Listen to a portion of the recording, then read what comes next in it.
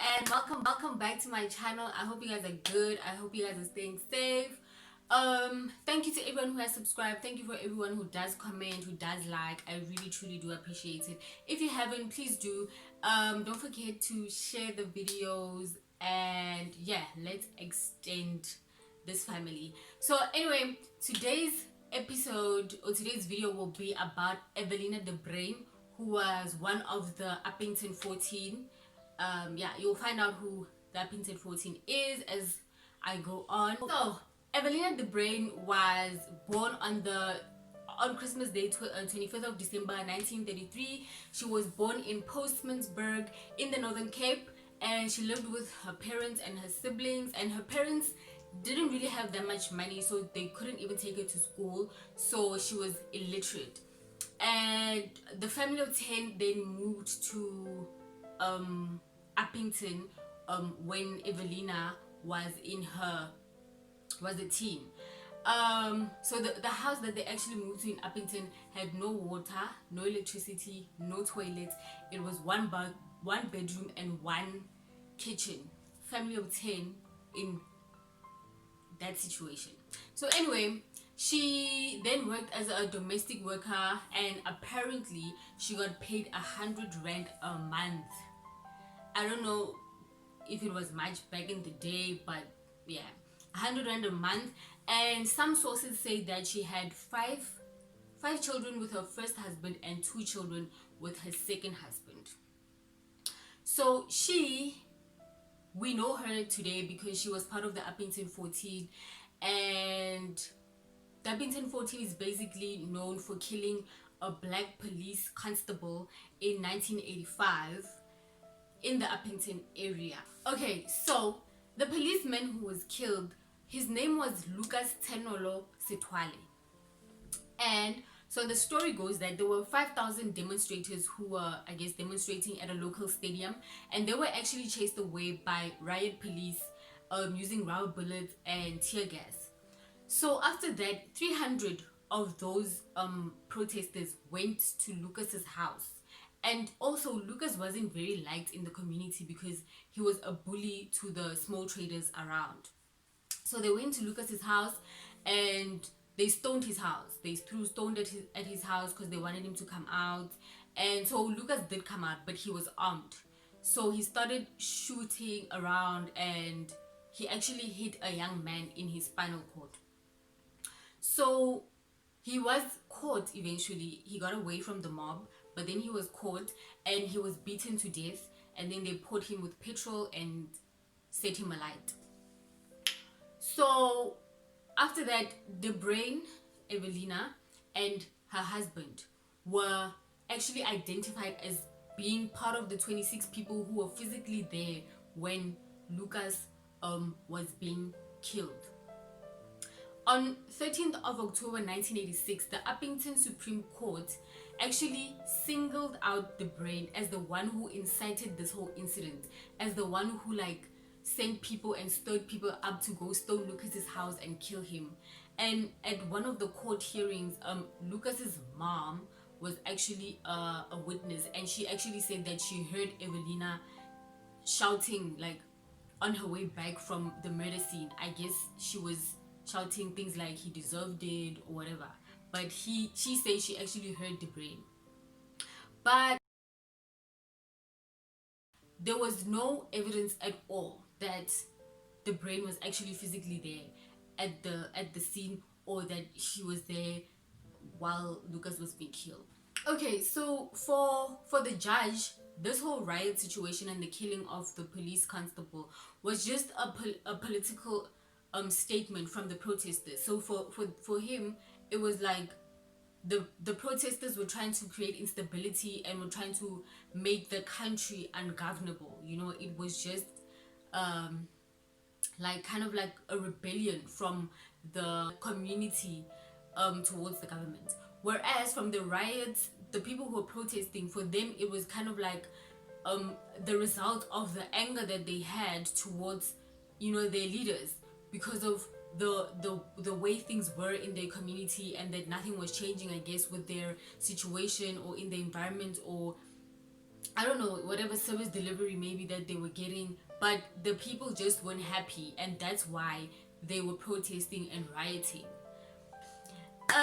So with all that lack of evidence, nah, the judge rejected anything that had to do with Miss Evelina's character, the fact that she was never a part of any political activism, or she was a good Christian woman, you know, a regular churchgoer, and there was actually nothing about her character that would make her want to, you know, participate in anybody's killing.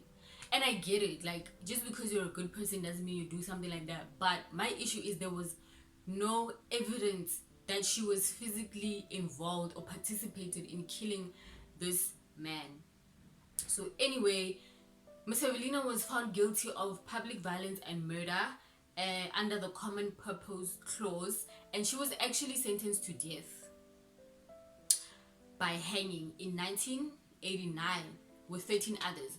So 13 others plus Miss Evelina makes 14. That's the Upington 14. So there were 26, remember, who were involved, who were identified, but there were only 14 who were sentenced to death, and she was the only female who was part of that, the Upington 14. So anyway, the 14 was sent to Pretoria Central Prison to await execution, obviously. And Miss Evelina was alone, like she was alone. She didn't have her husband or her children, because I think they stayed in Upington while she came down here to Pretoria. And actually, after Sandra Smith's execution, if you don't know who Sandra Smith is, I got you. Go to my previous video and find out who Sandra Smith is. Anyway, after her execution, Evelina was the only woman left on death row. So anyway, yeah, no, she was lonely. Remember, she was illiterate, so she couldn't keep herself busy by reading a book or something. So she had arthritis. She was on medication for a heart problem. She had high blood, and she was only allowed, like, outside 30 minutes of the day. I think today it's an hour. If you're on death row, they let you out for an hour. But yeah, she was only allowed 30 minutes of the day to go out. On the 10th of September 1989, the appeal court in Bloemfontein granted her leave to appeal her death sentence. And a lot happened during her whole case, and somewhere along the way her advocate was actually killed. But anyway, after she appealed for her death sentence, her bail was denied. And this is what caused an uproar, guys. I mean, locally and internationally, people were fighting for her. Like, there were petitions. They just wanted justice for Evelina de Bruin. So eventually a petition was sent to the then president, Mr. F.W. de Klerk, and her case was actually brought up in parliament. This woman became a big deal. Like, her case was brought up in parliament. So after the petition was sent and her case was heard in parliament, Miss Evelina de Bruin's conditions in prison, actually they were like much better. Like, she was allowed to see her husband once a week. She was allowed to see her children. And the time when she couldn't see her children, the other factor was that the children were underage. She was given wool so that she could crochet, and they took her from the Pretoria prison to a prison in Upington so that she could be closer to her friends and family. On May 29th, 1991, the appeal court in Bloemfontein actually ruled in her favor. They overturned the death sentence and they dismissed the common purpose clause. So they were only found guilty for public violence and not murder. And then they were released immediately after 5 years. 2 of those years being on death row. Unfortunately, like a couple of years later, 1996, her husband passed away. But Miss Evelina actually passed away in 2012 while she was 78 years old. So Evelina de Bruin actually has a building named after her in Upington. The Upington Provincial Government Building is actually named after Evelina de Bruin. If you live in Upington and you've seen that building, now you know who Evelina de Bruin is. So I guess that's something nice, like that the family can now live with, after the miscarriage of justice that happened to Miss Evelina. I think it was just a gesture, I guess. But yeah, so that is the story of Evelina de Bruin. I hope you guys enjoyed it. I hope you learned something.